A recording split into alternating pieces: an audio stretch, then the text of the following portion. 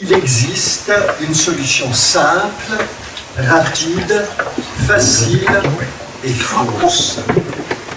Et c'est un peu ce qui vient à l'esprit quand on se trouve face au sédévacantisme, parce qu'on est obligé de se dire qu'il y a là une solution, la crise d'Olympus, qui est une crise complexe, une solution qui est simple, à laquelle on peut arriver assez rapidement, et qui paraît facile, mais est-ce qu'elle est vraie? Là est la question qu'on va se poser, parce qu'une solution peut apparaître très simple, très facile, rapide et fausse.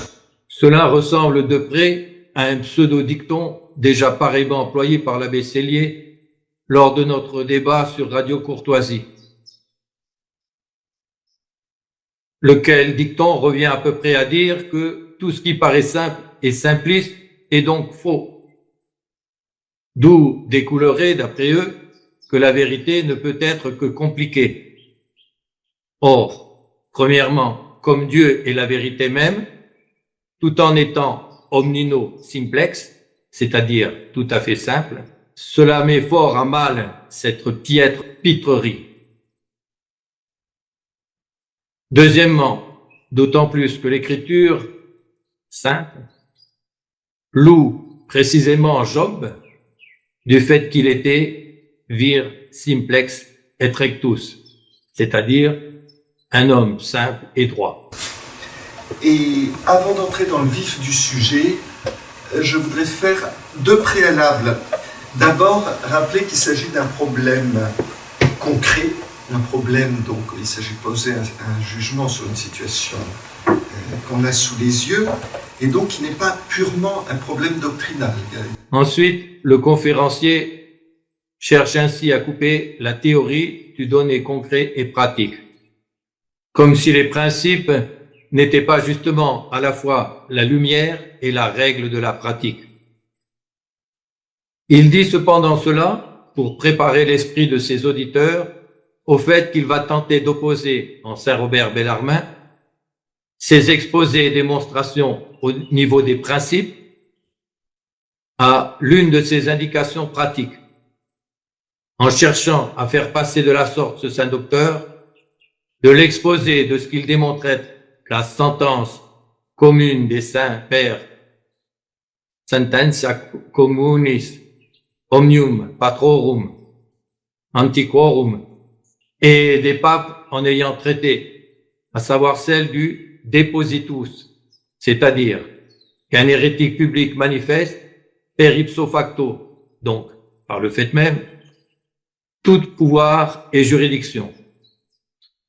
Il tente donc de faire passer le saint docteur de cela au deponendus que saint Robert réfute pourtant en toutes ses nuances, tant chez Cachetan que chez Suarez, à savoir l'erreur qu'un tel hérétique public ne perdrait pas sa fonction avant d'en être déposé. Et cela, en transformant des paroles montrant l'utilité d'une déclaration publique de cette déposition ipso facto, donc déjà faite, en les présentant comme s'il disait que ce serait seulement une telle déclaration qui entraînerait cette déposition, qui ne serait dès lors plus ipso facto, c'est-à-dire par le fait même. Et par ce biais, le conférencier tente de faire croire à ses auditeurs que tant saint Robert Bellarmin que saint Alphonse de Ligorie et saint François de Sales, qui, comme tous les saints docteurs exposent la sentence commune du depositus, diraient en pratique le contraire de ce qu'ils diraient en théorie, et donc se contrediraient lamentablement. Les bons vivants d'Avrier omettent aussi de citer le dominicain saint Antonin, devenu archevêque de Florence, qui expose lui aussi le depositus, comme du reste tous les saints-pères, docteurs de l'Église et papes ayant traité du sujet. On n'en trouve pas un seul pour enseigner le contraire. Il y a deux aspects. Autrement dit, on va être obligé pour cela de poser des jugements de différentes natures. Il va y avoir des jugements qui vont être certains, des certitudes, soit qui nous seront donnés par la foi, soit par la raison. Et là, c'est absolument certain, mais aussi des jugements qui vont être seulement probables sur des choses sur lesquelles on ne pourra pas forcément trancher avec une certitude absolue. Autrement dit, ce ne sera que des opinions. Alors, je tâcherai d'indiquer au fur et à mesure qu'on verra les points, qu'est-ce qui est certain, qu'est-ce qui appartient à la doctrine de l'Église et qui est donc absolument sûr, sur lequel tous les catholiques devraient être d'accord, et qu'est-ce qui est dans le domaine de l'opinion, c'est-à-dire on peut juger que telle chose est plus probable, mais à la rigueur, on pourrait tenir telle autre opinion sans être en dehors de l'Église.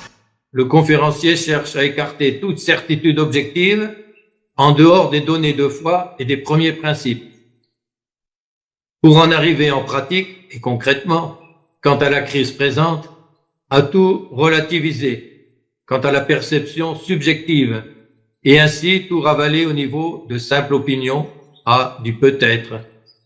Mais je veux quand même dès maintenant insister sur le principe qu'on ne peut pas, en général, ni sur cette question, ni sur rien dans la vie, on ne peut pas tout trancher par oui ou par non avec une certitude absolue.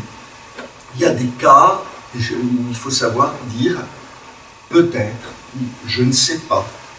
Autrement dit, il n'est pas nécessaire pour être bon catholique de savoir répondre de façon catégorique et définitive à toutes les questions que pose la crise actuelle dans l'Église.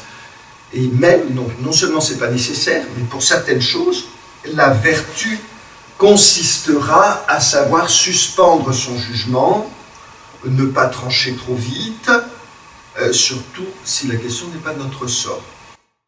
Comme s'il n'était pas déterminant pour tous et chacun de savoir si on a affaire avec des autorités légitimes ou avec d'intrus usurpateurs menant à la ruine et à la perdition.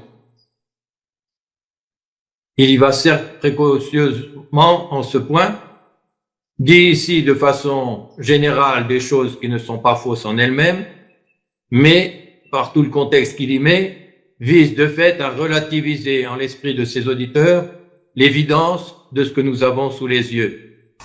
Et ça, c'est une question à la fois de prudence, de justice et de sagesse. De prudence, parce que la prudence nous dit qu'il ne faut pas aller trop vite, d'une part, ne pas aller trop vite pour trancher les choses, c'est de la prudence élémentaire. Ne pas se mêler de ce qui ne nous regarde pas, c'est aussi de la prudence. Donc, il faut avoir cette attitude-là. Je pense que c'est très important sur des questions un peu disons, inflammables. Comme s'il ne nous regardait pas, entre guillemets, de savoir s'il s'agit d'autorités légitimes ou d'intrus. Si nous devons y adhérer ou au contraire nous en couper. D'aborder les choses avec cette prudence, avec justice aussi. Parce que si on veut tout trancher en tout domaine, on risque de faire ce qu'on appelle des jugements téméraires. Or, c'est quand même indiqué dans l'Évangile, on a quand même cette maxime qui nous dit qu'il ne faut pas juger. Il applique déjà ici au fort externe des actes publics, ce qui ne concerne que le fort interne des pensées et des intentions, sans distinguer non plus ce qui se rapporte au plan individuel et particulier de ce qui concerne le plan général et le bien commun. Écoutons quelques saints docteurs distinguant ce qui doit l'être en cette matière. Citation. S'il interdisait de juger, comment se ferait-il que saint Paul juge le fornicateur, 1 Corinthiens 5, 3 et suivant, et saint Pierre déclare menteur Ananie et Saphir, Actes des Apôtres 6, 1 à 10. Or, par ce qui suit, il montre ce qu'il interdit en disant « Car vous serez jugés de la même manière dont vous aurez jugé ». Il n'a donc pas interdit de juger, mais a donné une leçon. Saint Jérôme sur Saint Matthieu 7, 1. Autre citation.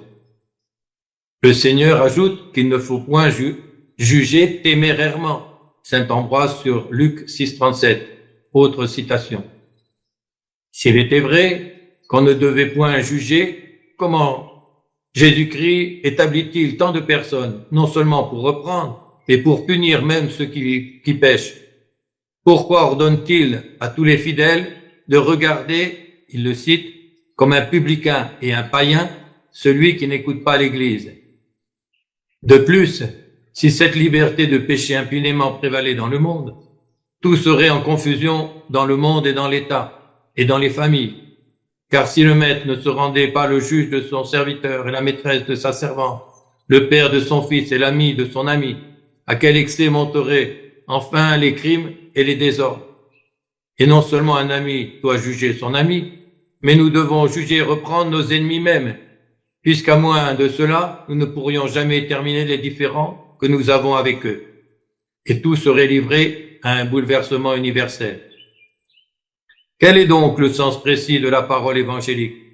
Examinons-la avec soin, afin que personne ne soit tenté de voir dans ces lois, qui sont des remèdes de salut et de paix, des instruments de subversion et de trouble. Le Christ Jésus fait assez voir par la suite aux personnes intelligentes quelle est la force du précepte et comment on doit l'entendre. Quand il reprend ce qu'il voit, il le cite, ceux qui voient une paille dans l'œil de leur frère ne s'aperçoivent pas d'une poutre qui est dans le leur. Il ne défend pas absolument de juger tous les péchés et n'ôte pas le droit généralement à tout le monde, mais seulement à ceux qui, remplis eux-mêmes de vices, condamnent insolemment dans leurs frères les défauts les plus légers, très sévères censeurs des moindres fautes des autres, sans voir en eux-mêmes les plus grands excès. Saint Jean Chrysostome, homélie 23 sur Saint Matthieu. Autre citation. Ne jugez point par un jugement téméraire, avec une amertume haineuse, des choses non commises à votre jugement. Le Seigneur se réserve de juger des choses internes et nous demande de juger les choses externes. Saint Thomas sur Matthieu 7.1. Autre citation, une dernière. Évite l'hérétique. Ici de Saint Paul, c'est sur Saint Bruno, sur Tite 3.10. Évite l'hérétique, le séparer de l'unité et de la foi. Quelqu'un de tel tombe par son propre jugement, par délibération propre, nul ne l'y poussant, aussi est-il condamné par Dieu. Ce passage nous montre que si quelqu'un erre par imprudence et ne défend point son erreur, celui-ci ne doit pas être jugé hérétique, mais celui-là seulement qui, ce qui est pire, défend son erreur en matière de foi et s'y tient incorrigiblement. On dit à l'encontre de ceux-ci qu'on ne connaît point leur intention. Les secrets des cœurs sont en effet connus de Dieu seul. Mais, parce que nous voyons dans leurs actions extérieures, nous jugeons de leurs intentions ou pensées internes. Quand nous voyons les simoniaques demeurer dans la fonction épiscopale obtenue à prix d'argent, nous les tenons pour croyants pouvoir posséder le Saint-Esprit avec de l'argent. Fin de la citation donc de Saint Bruno sur Tite 3.10. Cette maxime doit être bien comprise. Il ne faut pas passer du côté moderniste qui consiste à dire je ne pose aucun jugement sur le bien et sur le mal, sur la vérité, sur le vrai, sur le faux. Non, il y a un certain nombre de jugements qu'on doit poser, des jugements objectifs, disant ça c'est à faire, ça c'est à éviter, ça c'est vrai, ça c'est faux. On est bien d'accord. Mais dès qu'il s'agit de juger les personnes, il faut toujours être beaucoup plus prudent, surtout quand c'est des gens dont on n'a pas la responsabilité. Si on est responsable, père de famille, quand on est chef, on va être obligé de poser un certain jugement pour agir, c'est nécessaire. Mais dès que c'est des gens sur lesquels on n'a pas la responsabilité, il faut savoir suspendre un petit peu son jugement, ne pas vouloir affirmer trop vite telle personne est coupable, telle personne est... Non, et l'Évangile même nous dit vous serez jugés de la façon dont vous jugez les autres. Donc c'est de la vertu de savoir ne pas faire ce qu'on appelle des jugements téméraires, c'est-à-dire juger sans avoir les éléments suffisants pour cela et vouloir imposer ce jugement. Donc prudence, justice et puis sagesse. Sagesse parce que c'est le premier des conseils de saint Thomas, vous me rappelez tout à l'heure, les conseils de saint Thomas pour acquérir le trésor de la science, pour la sagesse. Et saint Thomas dit à la suite de l'Ecclésiastique, Altiorate ne quasieris. Ne scrute pas les choses qui te dépassent. Comme s'il était besoin d'être savant ou de la décision d'un concile pour savoir si recevoir publiquement une marque idolâtrique sur le front était ou non un acte d'idolâtrie, comme l'a fait Karol Wojtyla, que le conférencier et les siens ont tenu être Jean-Paul II, entre guillemets, etc. Qu'aurait-il dit si Mireille Mathieu lui avait demandé en confession si elle pouvait le faire ou non? Mais bien instruite de la religion, elle a refusé, comme il se doit, de la recevoir. De même, comme si organiser une adoration de l'idole de la Pachamama dans les jardins du Vatican, avant d'accueillir publiquement l'entrée de cette même idole dans la basilique de Saint-Pierre, ils ont rentré en procession et celui déguisé en blanc était là pour accueillir l'idole en personne. Donc, dans la basilique Saint-Pierre de Rome, n'était pas seulement le sens premier et le plus littéral de l'expression « introduire l'abomination dans le lieu saint ». Donc voilà le genre d'évidence que notre conférencier dénie. Et du reste, comment peut-il prétendre absoudre sans juridiction reçue soit des autorités qu'il prétend tenir légitimes et ordinaires des lieux, soit des supérieurs religieux auxquels ils ne sont pas rattachés non plus.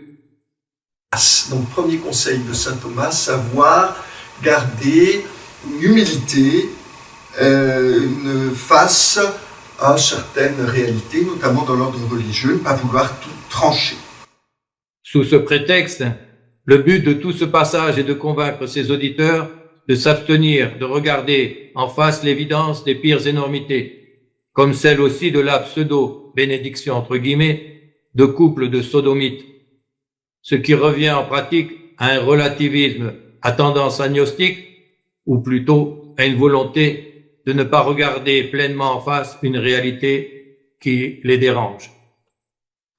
Il cite ensuite l'exemple d'un pharmacien qui donnerait des remèdes empoisonnants de fait, avant de s'évertuer à l'appliquer à la crise ecclésiastique présente. Voilà, donc c'est le premier point, mais on va me dire qu'on n'a pas beaucoup parlé pour l'instant, on n'est pas en train de du sujet, non, mais c'est une question d'attitude, et je pense que c'est important d'avoir cette attitude-là. On pourrait l'illustrer par une parabole qui était donnée par Monseigneur Lefebvre lui-même, quand il abordait cette question du célibacantisme. C'était la parabole du pharmacien. Monseigneur Lefebvre disait, imaginez que vous vous apercevez que régulièrement, le pharmacien qui est à côté de chez vous vous donne, à vous et à tout le monde d'ailleurs, du poison à la place des médicaments, et systématiquement. Bon, et ben, vous avez le devoir, premièrement, de ne pas prendre le poison, de ne pas vous empoisonner vous-même, de ne pas empoisonner ceux avec qui vous vivez, et puis de mettre en garde autant que vous pouvez en disant non, ça c'est du poison, n'en prenez pas, c'est du poison. Bon, ça c'est entendu. Mais, est-ce que cela vous donne la capacité de dire pourquoi les choses se passent ainsi? Qu'est-ce qui se passe? Est-ce que le pharmacien en question est devenu fou? Est-ce qu'il est totalement incompétent? Est-ce qu'il est malveillant? Est-ce qu'il est devenu tellement myope qu'il confond tout? Est-ce que c'est un escroc qui, il peut y avoir beaucoup d'explications, on ne sait pas forcément quelle est l'explication. Et on n'a pas besoin de savoir quelle est l'explication pour dire de toute manière c'est du poison, j'en prends pas. Et de toute manière j'avertis les autres de ne pas en prendre. Et a fortiori, on n'a pas l'autorité pour dire il n'est plus membre de l'ordre des pharmaciens. Ah non, il donne du poison, il n'est plus membre de l'ordre des pharmaciens, je vous garantis, il ne doit plus en être. Bon, si vous n'avez pas autorité sur l'ordre des pharmaciens, vous ne pouvez pas dire qu'il n'est plus membre de l'ordre des pharmaciens, ça ne dépend pas de vous. Donc, Monseigneur Lefebvre concluait, il faut faire ce qui dépend de nous, donc ne pas prendre de poison et si possible empêcher autant qu'on le peut les autres d'en prendre, mais ce qui ne dépend pas de nous, à savoir le jugement apporté sur ce pharmacien qui va être porté par l'ordre des pharmaciens, ça ne dépend pas de nous. On peut dénoncer éventuellement aux autorités, mais on ne peut pas faire plus. Eh bien, c'est la même chose vis-à-vis de la crise dans l'Église. Quelle est la véritable raison ultime pour laquelle le pape donne du poison au lieu de nous donner la bonne doctrine?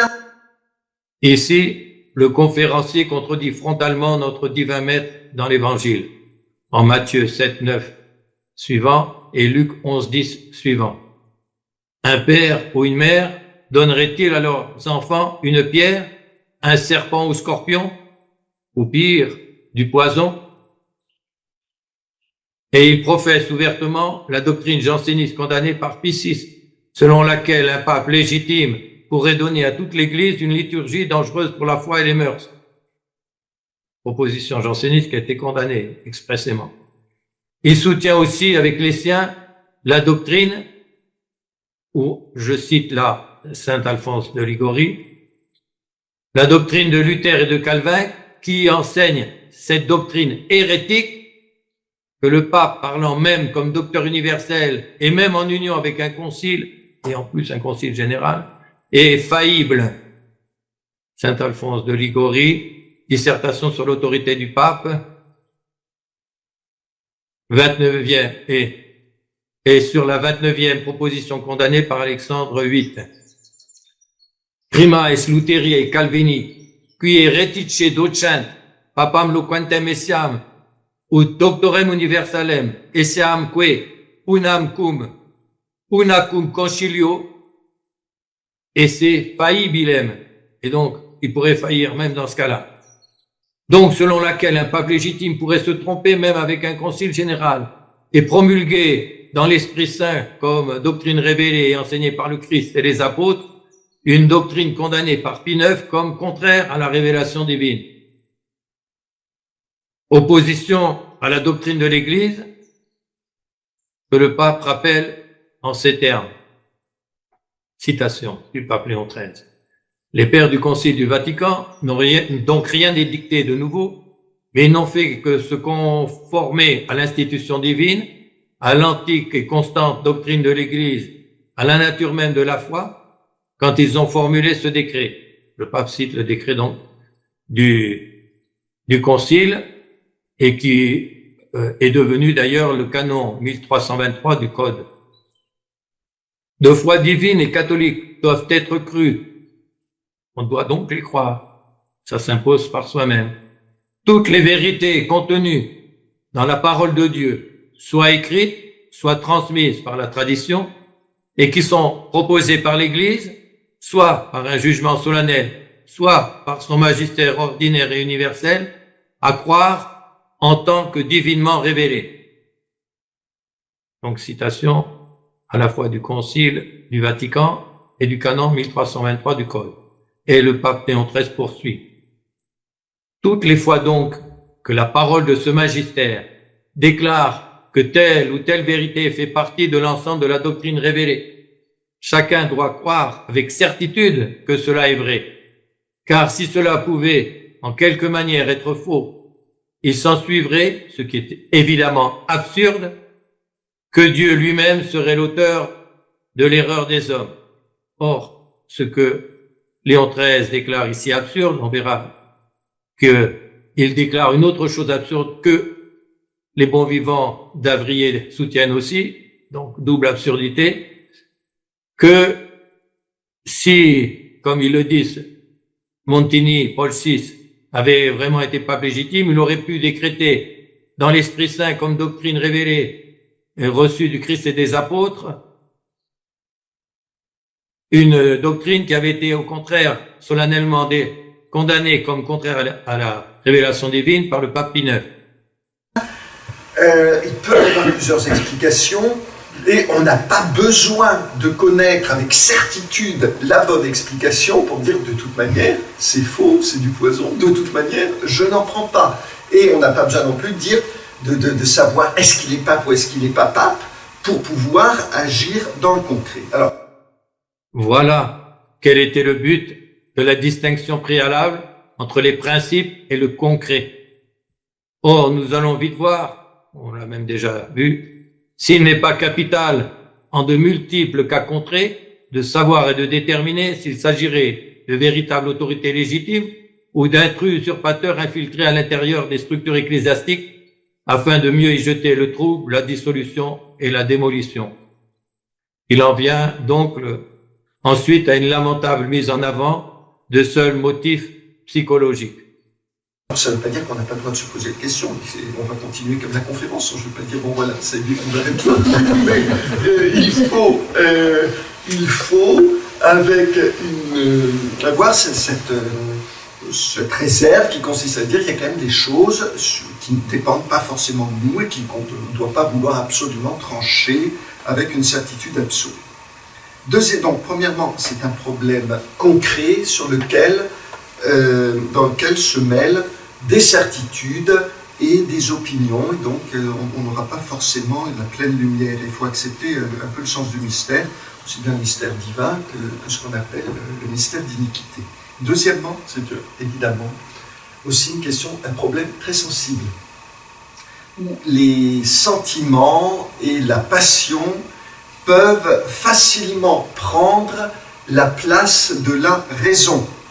Il va revenir à ces motifs psychologiques par 4 fois, en finissant de surcroît par là, pour classer, comme au tout début, les sédévacantistes, entre guillemets, comme des gens simplés, passionnés, déraisonnables, irréfléchis, et ceci en prenant une éventuelle partie pour le tout, tous les moqueries qui commencent à suivre.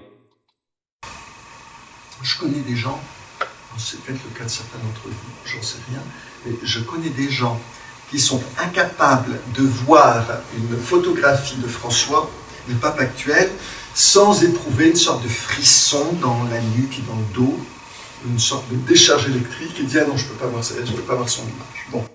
Bref, des cas pathologiques. Et ce n'est pas fini. Mais auparavant, il cherche à systématiser le lien entre sédévacantisme, entre guillemets, et réaction épidermique, incontrôlée, et à la réduire, conformément au titre de la vidéo, à une simple tentation non dominée. D'un certain point de vue, je comprends. Je comprends parce que la situation actuelle de l'Église est objectivement atroce. Donc, il est normal que ça provoque en nous des sentiments. C'est normal qu'on en souffre.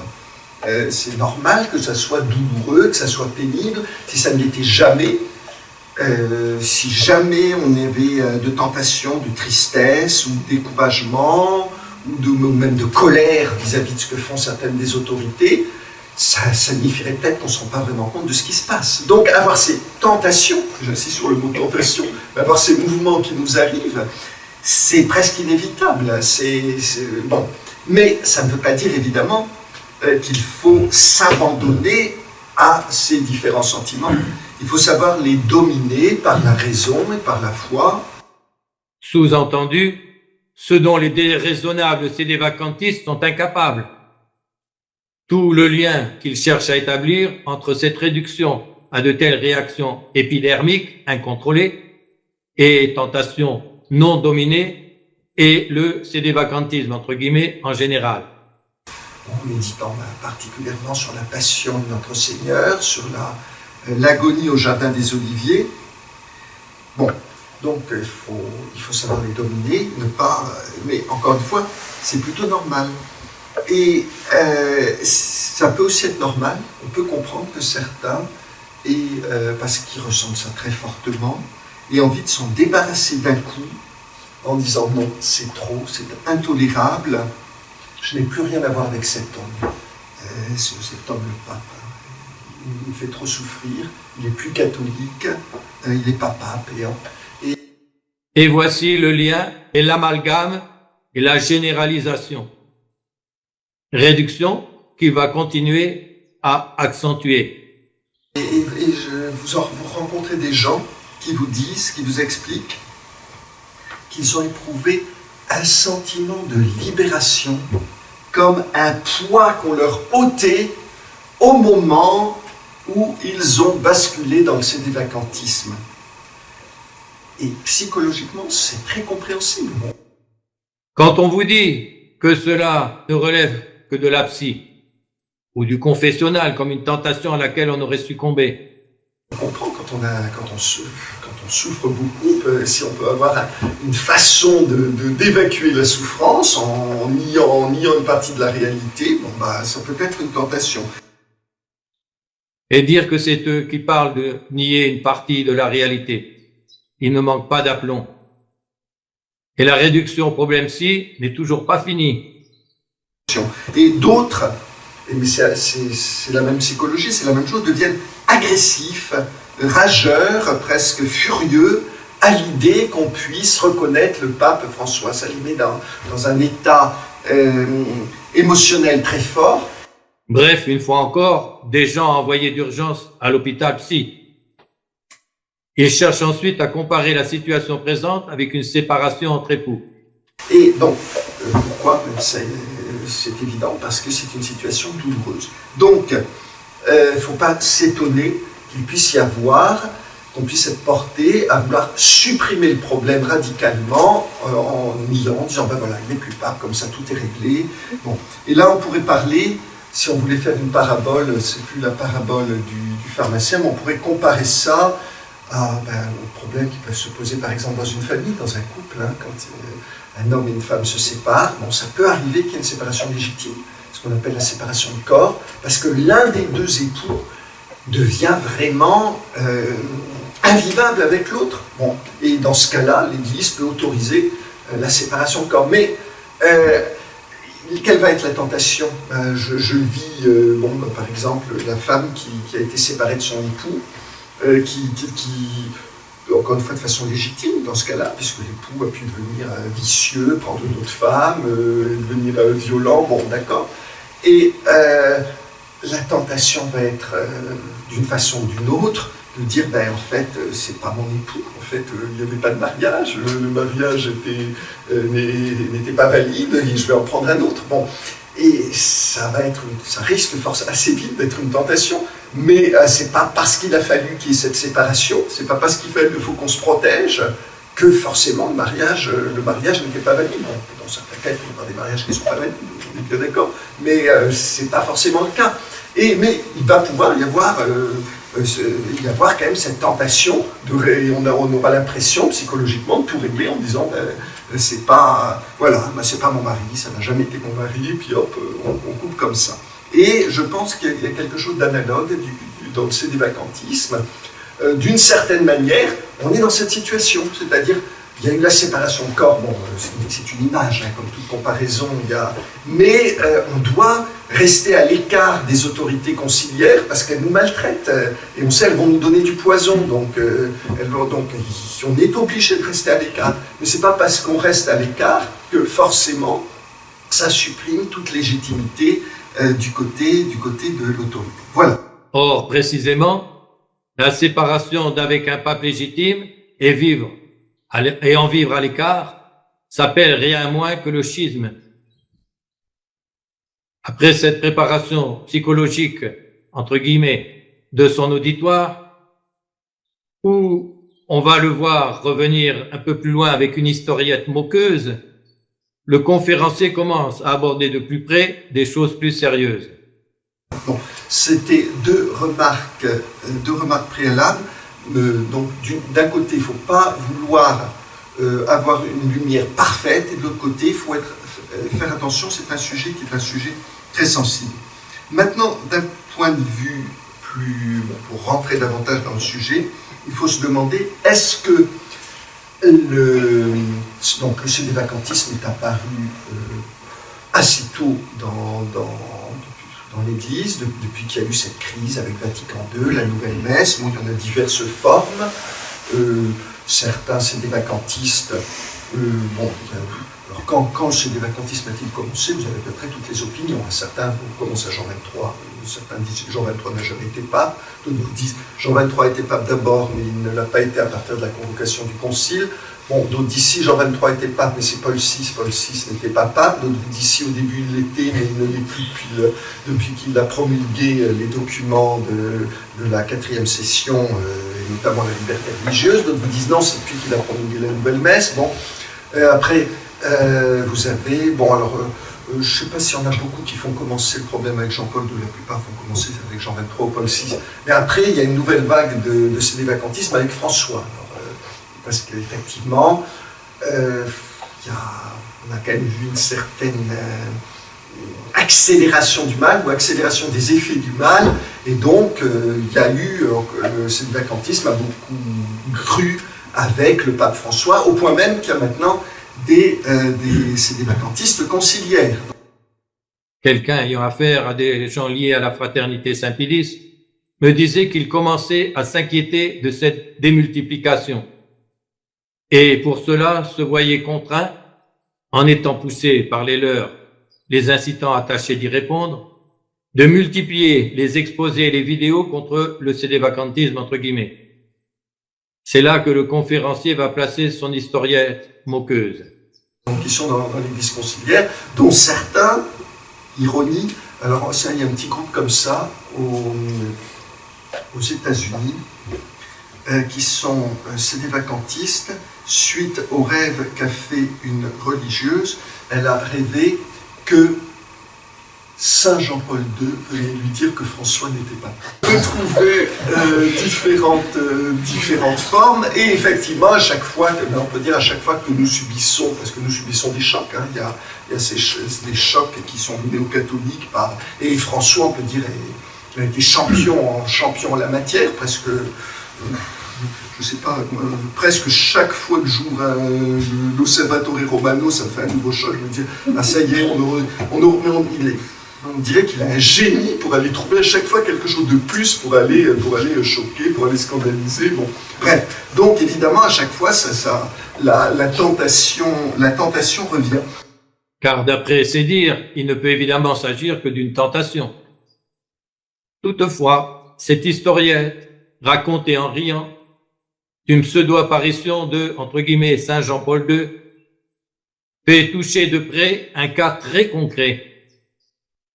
Car les bons vivants d'Avrier, tout en ayant extérieurement tenu Karol Wojtyła comme étant Jean-Paul II, ne le tiennent pourtant pas pour saint, entre guillemets, tout en prétendant pape légitime, entre guillemets, celui l'ayant déclaré, entre guillemets, officiellement tel, c'est-à-dire celui qui a prétendu le canoniser. Ceci, alors que l'enseignement commun de l'Église est que les canonisations relèvent du domaine de l'infaillibilité pontificale. Eux prétendent aussi, par ailleurs, que cette infaillibilité n'a jamais été exercée par ces pontifes conciliaires, entre guillemets. Et quand la crise se présente, il n'est pas besoin de savoir s'ils sont papes ou non. Que d'objectives et évidentes contradictions. Là encore, ils suivent l'attitude des protestants, en choisissant les pseudo-nouvelles canonisations entre guillemets qu'ils acceptent, comme celle du père de Foucault, et celles qu'ils n'acceptent pas, comme celle de Roncalli, Montini et Wojtyła. À part ça, il n'y aurait aucun intérêt pratique et besoin concret de discerner les usurpateurs, démolisseurs, pour ce qu'ils sont. Bon, donc, il y a différentes opinions. Il y a aussi, on peut dire, deux formes principales de ce cédé-vacantisme. Ceux qui vont dire qu'il n'y a plus de pape du tout, ce qui pose assez vite un problème, puisque s'il n'y a plus de pape, il n'y a plus... évidemment, l'Église peut rester pendant un certain temps sans pape. Dès qu'un pape meurt, il y a les timbres qui sont imprimés par le Vatican, sont imprimés avec la mention « sede vacante ». Et donc, puisqu'ils ont été imprimés pendant que le siège était vacant, quelqu'un me disait tout récemment que les cédé-vacantistes se précipitent à Rome pour faire des collections de timbres. Donc voilà, les timbres sont imprimés cédé vacante, et bon, et ça peut durer, à la rigueur, ça pourrait durer pendant un certain temps, puisque il y a encore des évêques, il y a encore toutes les congrégations qui ont été nommées par le pape. Alors, il y a un adage de droit canon qui dit que sede vacante nihil innovatur, c'est-à-dire les congrégations n'ont pas le droit de prendre des décisions importantes pendant ce temps-là, mais enfin, on peut quand même continuer à faire tourner les choses, et l'Église quand même continue. Simplement, ça peut durer un certain temps, mais si, au fur et à mesure que meurent les personnes qui étaient dotées d'une autorité légitime venant du pape, ce qui n'est assurément pas le cas des bons vivants d'Avrier et des évêques tradis auxquels ils sont liés. Et cela ne poserait pas de problème, ni dès lors de monter une hiérarchie parallèle, non seulement ne venant pas de leur pseudo-pape, mais établie à l'encontre de son interdiction formelle. Voilà donc une intéressante remarque du conférencier, propre à se retourner contre lui. Et si on imagine qu'il y a un faux pape qui donc ne peut pas donner d'autorité légitime aux autres, il finit par ne plus y avoir du tout d'église hiérarchique. Et c'est le grand problème que pose cette première forme de sédévacantisme, c'est vu que, alors, ça dépend évidemment où on commence, si on commence au niveau de François, on peut encore dire, bon, il reste encore des évêques, il reste encore quelque chose, mais si on commence au niveau de Jean 23, même de Paul VI, eh bien, il ne reste plus rien. Donc c'est une solution qui, à long terme, qui ne peut pas durer quand même très très longtemps, parce que ça va contre un dogme qui est le dogme de l'indéfectibilité de l'Église. Premièrement, encore faudrait-il déjà que la nouvelle forme des pseudo-sacres soit valide. Deuxièmement, ce qui va contre l'indéfectibilité de l'Église, c'est de prétendre que l'hérésie et apostasie publique seraient compatibles avec être ou demeurer l'autorité légitime. La réponse à cette objection a été faite depuis longtemps en mes écrits et à leur suite en mes séries de vidéos sur ce sujet de l'indéfectibilité et de réponse aux 2 Matthieu. Vidéo dont les liens seront indiqués sous cette vidéo. Et l'Église, dans une société, doit avoir forcément les éléments d'une société qui sont des membres et une hiérarchie. Donc il ne peut pas, c'est impossible, et on sait qu'il y aura toujours, jusqu'à la fin du monde, à la fois des membres dans l'Église, bon, peut-être un jour très, très peu nombreux, c'est possible, à la fin du monde, on ne sait pas. Notre Seigneur a dit, y aura-t-il encore la foi sur terre? Donc peut-être que ça sera très réduit, mais il y aura quand même toujours des membres et une hiérarchie. Jusqu'à la fin du monde. Reste à savoir ce qu'il faut entendre ainsi. Instant final ou période finale. Et il faudrait peut-être que le conférencier et ses compères ouvrent enfin les yeux sur l'abomination dans le lieu saint qui s'étale publiquement et se demandent sérieusement si tout ce dont nous sommes les contemporains ne correspond pas précisément à cette période finale du monde présent. Or, la hiérarchie de l'Église, ce sont les évêques. Donc, il faut quand même qu'il y ait un minimum, qu'il y ait quelque chose.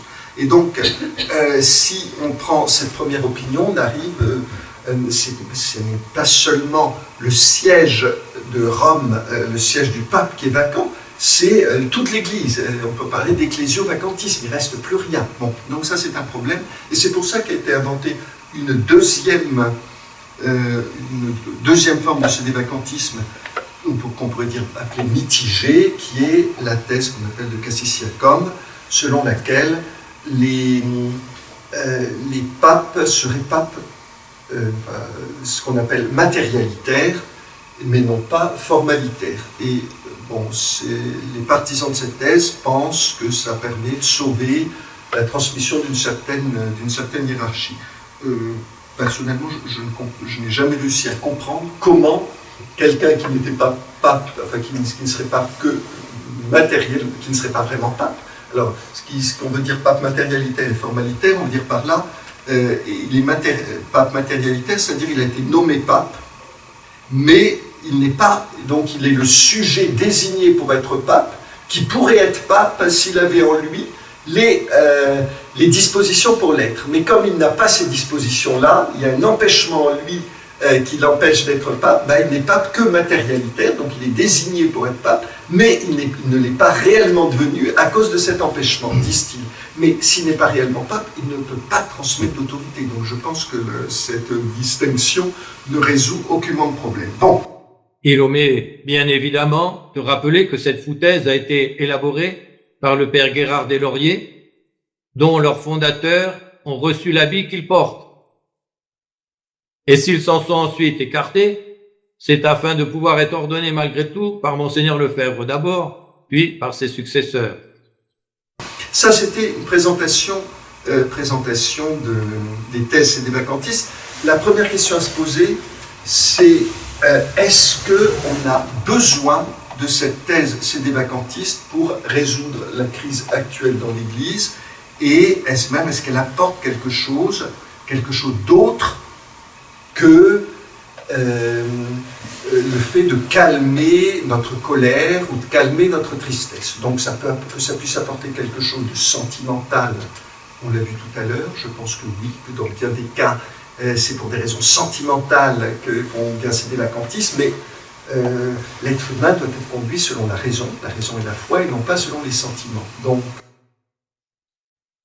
voilà donc à nouveau un lamentable ravalement à de simples motifs psychologiques et même sentimentaux, entre guillemets. N'est-il pas malhonnête de faire ainsi comme s'il n'existait pas de multiples études et démonstrations doctrinales de l'usurpation présente? Est-ce que d'un point de vue raisonnable, le sédévacantisme apporte une explication de la crise, apporte quelque chose de plus par rapport aux gens qui ne sont pas sédévacantistes et qui dénoncent quand même la crise, comme par exemple Monseigneur Lefebvre? Objectivement, non, car on n'a pas besoin de ça pour expliquer la crise dans l'Église. Alors, cette contra, toute leur ecclésiologie s'en trouve faussée et leur résistance, entre guillemets, sapée à la base. Ils vivent comme s'il n'y avait pas de pape, tout en prétendant en reconnaître, entre guillemets, un. Ils sont en dehors et indépendants de ceux qu'ils prétendent autorité légitime et agissent comme une hiérarchie parallèle coupée, en fait, si pas verbalement.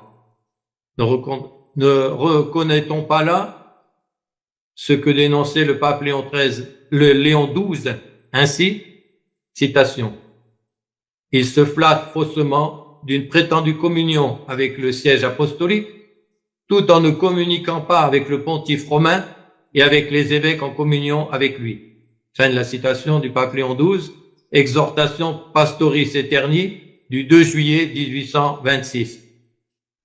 On va le voir à deux niveaux. Il y a deux problèmes qui se posent. Premier niveau, c'est le problème de l'enseignement qui est dispensé par d'abord par Vatican II, puis ensuite par tous les papes conciliaires jusqu'à François. Et il est clair que cet enseignement ne prétend jamais engager l'infaillibilité de l'Église. Or, premièrement, Paul VI, entre guillemets, en Vatican II, entre guillemets, a prétendument promulgué dans l'Esprit Saint, en matière prétendue doctrine révélée et venant du Christ et reçue du Christ et des apôtres, notamment une erreur condamnée par le pape Pie IX comme contraire à la divine révélation. Et par ailleurs, deuxièmement, Luther, dont on l'a vu et suivent la doctrine hérétique en ce point, n'a engagé aucune infaillibilité qu'il n'avait pas. Alors, puisqu'il n'y a pas d'infaillibilité engagée, quel problème avec Luther, Calvin et tous les autres hérétiques? Quel problème avec les usurpateurs, malgré tant d'hérésies et divers actes objectivement apostats? Donc, il faut bien se rendre compte qu'on a eu tendance, depuis la définition du dogme de l'infaillibilité du pape, donc en 1870, à peut-être ne plus voir que cet aspect-là, et à avoir une vision de l'Église qui insistait beaucoup sur la personne du pape, d'abord parce qu'il y a eu cette définition du dogme de l'infaillibilité du pape, également parce que ça a été accompagné d'une persécution du pape, notamment du pape Pie IX, qui a été chassé de ses États, et donc ça a beaucoup attiré l'attention sur lui et de tous les chrétiens, tous les catholiques. Par ailleurs, il s'est trouvé qu'on a eu assez souvent une baisse de qualité des évêques, bon, avec des exceptions, hein, mais en général, ce qui fait que dans beaucoup de domaines, jusqu'à Pie XII, il a fallu que ça soit le pape qui s'engage énormément pour défendre la doctrine à travers des encycliques, sans être forcément suffisamment relayé par les évêques locaux, ce qui fait qu'on a pris l'habitude de plus en plus de regarder ce qui se passait à Rome, beaucoup plus que ce qu'enseignait l'évêque local, alors que normalement, les catholiques ont quand même pour premier pasteur l'évêque du lieu, même si cet évêque du lieu doit être sous l'autorité du pape, et aussi en France, parce qu'il y a eu une crise de l'autorité politique suite à la Révolution, qui fait qu'on a eu tendance, les catholiques de France sont devenus ultramontains, ce qui est une bonne chose, mais ont eu tendance à regarder bien davantage ce qui se passait à Rome que ce qui se passait chez eux, parce que chez eux, ils avaient beaucoup de motifs de désolation à cause de la Révolution, de la persécution de l'Église, etc. Donc, pour toutes ces raisons, on a eu tendance à insister, mettre sans cesse le projecteur sur la personne du pape, qui est évidemment importante dans l'Église, mais, comme disait le Père Calmel, il faut quand même se rappeler, l'Église, c'est le corps mystique du Christ, ça n'est pas le corps mystique du pape. Et le pape est là comme le représentant de notre Seigneur Jésus-Christ. Et il faut aussi se souvenir que lors de toutes les grandes hérésies qu'il y a eu au début de l'Église, on a fréquemment eu tendance à passer d'un extrême à l'autre. Donc, je ne sais pas si vous avez en tête ces hérésies, mais d'un côté, il va y avoir des hérétiques qui vont appuyer sur la divinité de notre Seigneur Jésus-Christ et qui du coup vont avoir tendance à mettre en doute son humanité, puis ensuite par réaction on va faire l'inverse et ainsi de suite, et on voit toutes les premières hérésies christologiques, c'est-à-dire les hérésies sur notre Seigneur Jésus-Christ. Il y a eu un petit peu ce mouvement où les hérésies tendaient à passer d'un extrême à l'autre. Donc il faut toujours faire attention lorsqu'une vérité est définie dans l'Église, comme était défini le dogme de l'infaillibilité pontificale, et il fallait que ça soit défini, mais à ne pas insister de façon unilatérale là-dessus, pour ne pas exagérer, en tombant dans une erreur. Or, il y a eu cette tendance à regarder uniquement la personne du pape, en oubliant que ce qui compte, ce n'est pas le pape dans ce qu'il dit, c'est le pape en tant qu'il est l'organe de l'Église, en tant qu'il rappelle la doctrine de l'Église. Et si vous regardez la définition de l'infaillibilité pontificale telle qu'elle a été donnée par Vatican I parle d'abord de l'infaillibilité de l'Église. Il ne parle pas d'abord de l'infaillibilité du pape, il parle d'abord de l'infaillibilité de l'Église. Et il dit, dans certaines conditions, le pape, dans les conditions où il fait une déclaration ex cathedra, le pape jouit de l'infaillibilité de l'Église. Donc c'est d'abord cette infaillibilité de l'Église, et dans certains cas, on est assuré que le pape en est l'interprète. C'est contrat. Le Concile du Vatican I évidemment, définit que l'infaillibilité de l'Église repose sur celle du pape. Le conférencier fait donc une inversion complète du fondement de l'infaillibilité. C'est en effet sur Pierre qu'est établie et appuyée l'Église et non l'inverse. Écoutons ce concile et les papes nous le rappeler. Citation donc du Concile Vatican I. Tous les vénérables pères ont embrassé et tous les saints docteurs orthodoxes ont vénéré et suivi leur doctrine apostolique, sachant parfaitement que ce siège de Saint-Pierre reste toujours exempt de toute erreur, selon cette divine promesse du Seigneur, notre Seigneur, faite au prince de ses disciples, j'ai prié pour toi, afin que ta foi ne défaille point. Et toi, lorsque tu seras converti, confirme tes frères. Luc 22, 32. Car il était encore papa quand cela lui a été dit, et non plus quand il y a eu le reniement. Il ne l'est devenu qu'après la résurrection, quand notre Seigneur lui a dit paché oves. Meas, paché agnos meos d'abord et oves meas ensuite. Continuation de la citation du Vatican, du Concile du Vatican.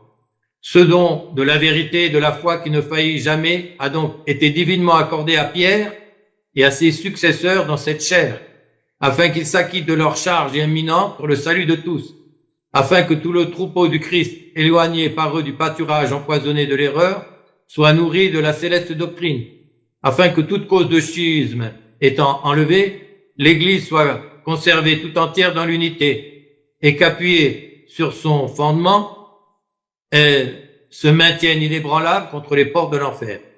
Pie IX, Concile du Vatican, Constitution Pastor Aeternus, chapitre 2 et 4. Une autre citation. En face de ces faits, on doit reconnaître qu'il est vain de s'efforcer de renverser la maison de Dieu, c'est-à-dire l'Église bâtie sur Pierre. Pierre non seulement de nom, mais en réalité.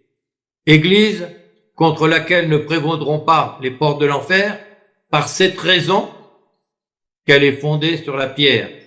Matthieu 7, 25, 16, 18, Luc 6, 48.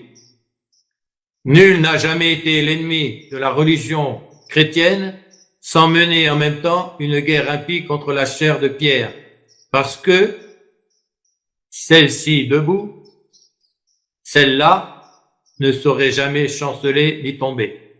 Citation donc du pape Pie VII, encyclique Diu Satis, du 15 mai 1800. Autre citation. D'après cet oracle, il est évident que, de par la volonté et l'ordre de Dieu, l'Église est établie sur le bienheureux Pierre comme l'édifice sur son fondement. Or, la nature et la vertu propre du fondement, c'est de donner la cohésion à l'édifice par la connexion intime de ses différentes parties. C'est encore d'être le lien nécessaire de la sécurité et de la solidité de l'œuvre tout entière. Si le fondement disparaît, tout l'édifice s'écroule. Le rôle de Pierre est donc de supporter, de soutenir l'Église et de maintenir en elle la cohésion, la solidité d'une cohésion indissoluble. Citation donc du pape Léon XIII, encyclique Satis Conitium, du 29 juin 1896. Et dernière citation d'un pape, l'Église mère catholique romaine demeurait fidèle à la constitution reçue de son divin fondateur et qui aujourd'hui encore demeure inébranlable sur la solidité de la pierre sur laquelle la volonté de celui-ci l'a bâtie, possède dans la primité de Pierre et de ses légitimes successeurs l'assurance garantie par les promesses divines de conserver et de transmettre dans son intégrité et sa pureté, à travers siècles et millénaires jusqu'à la fin des temps, toute la somme de vérité et de grâce contenue dans la mission rédemptrice du Christ.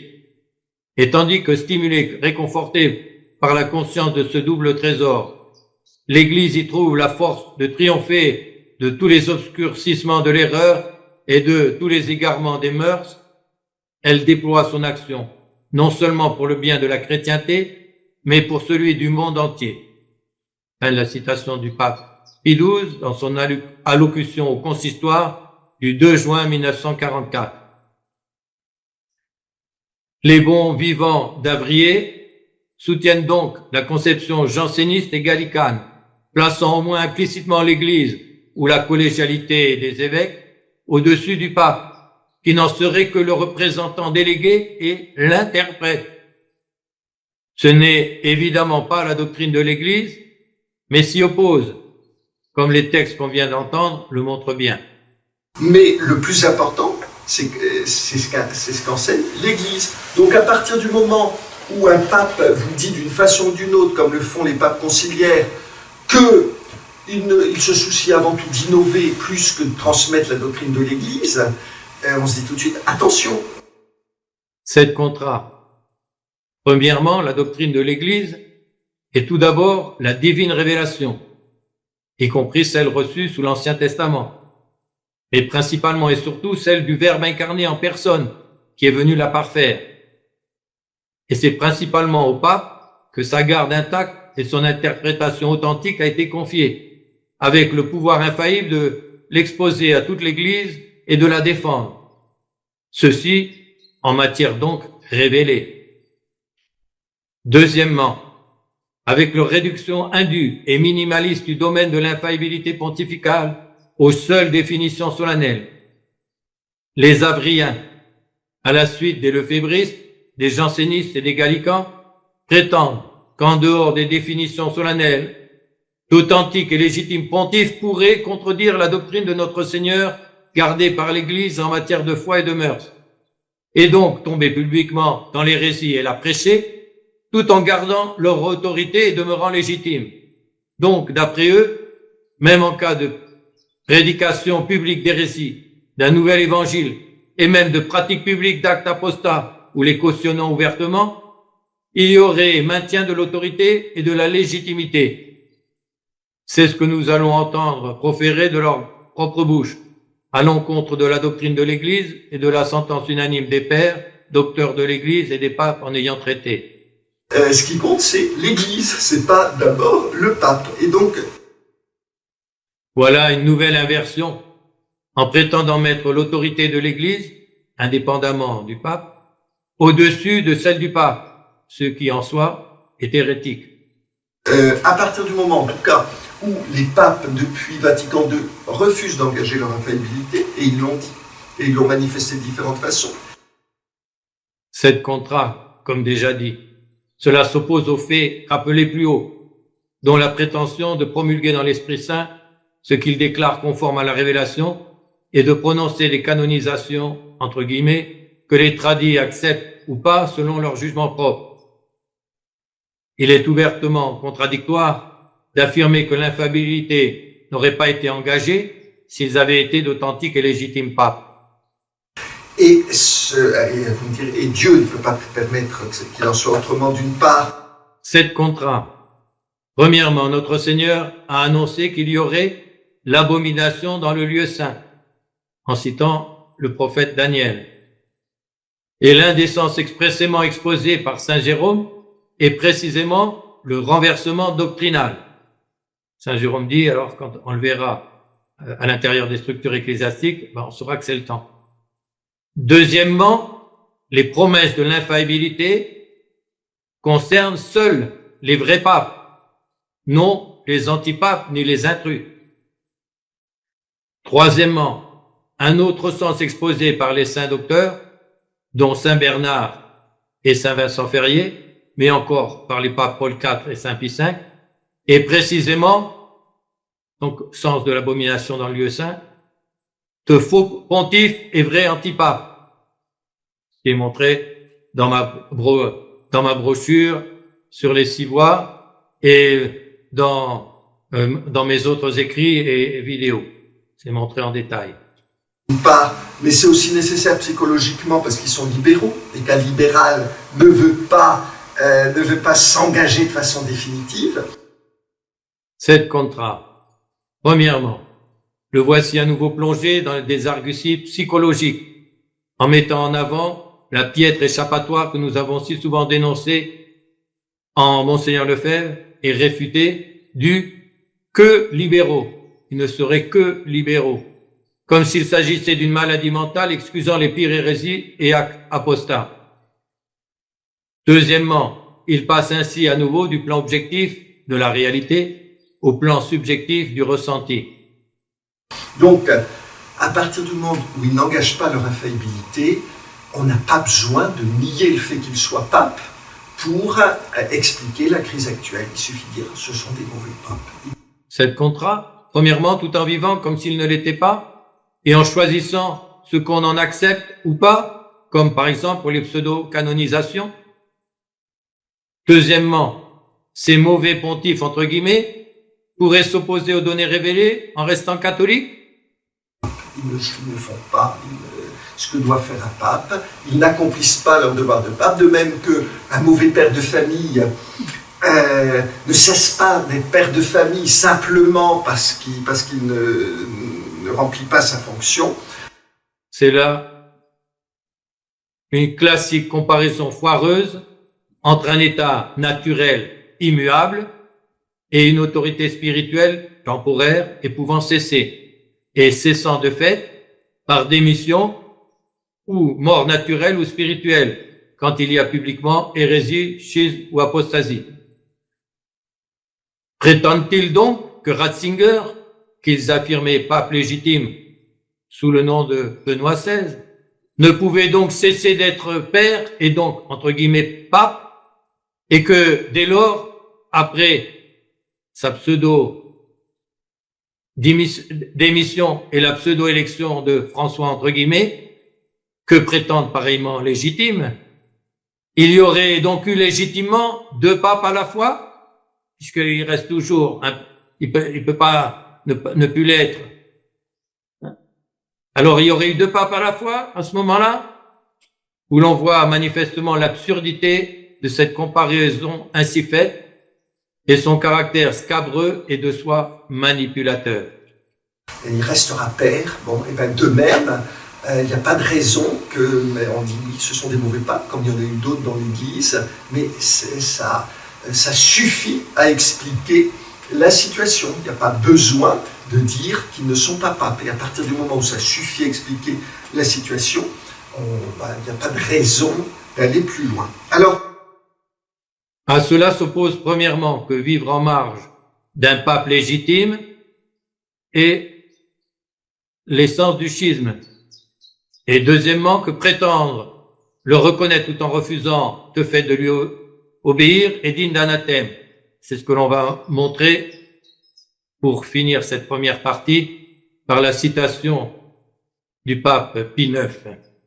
Citation. À quoi bon reconnaître le dogme de la suprématie du bienheureux Pierre et de ses successeurs?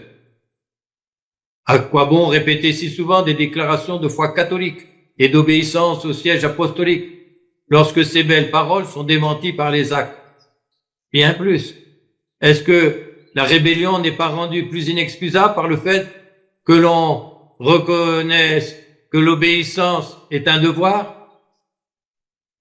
Au surplus, est-ce que l'autorité du siège apostolique ne s'étend pas pour les sanctionner jusqu'aux mesures que nous avons dû prendre?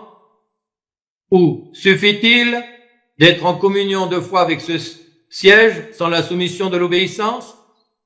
Chose qu'on ne peut soutenir sans porter atteinte à la foi catholique. Il s'agit en effet, vénérables frères et bien-aimés fils, d'accorder ou de refuser obéissance au siège apostolique. Il s'agit de reconnaître sa suprême autorité même sur vos églises particulières.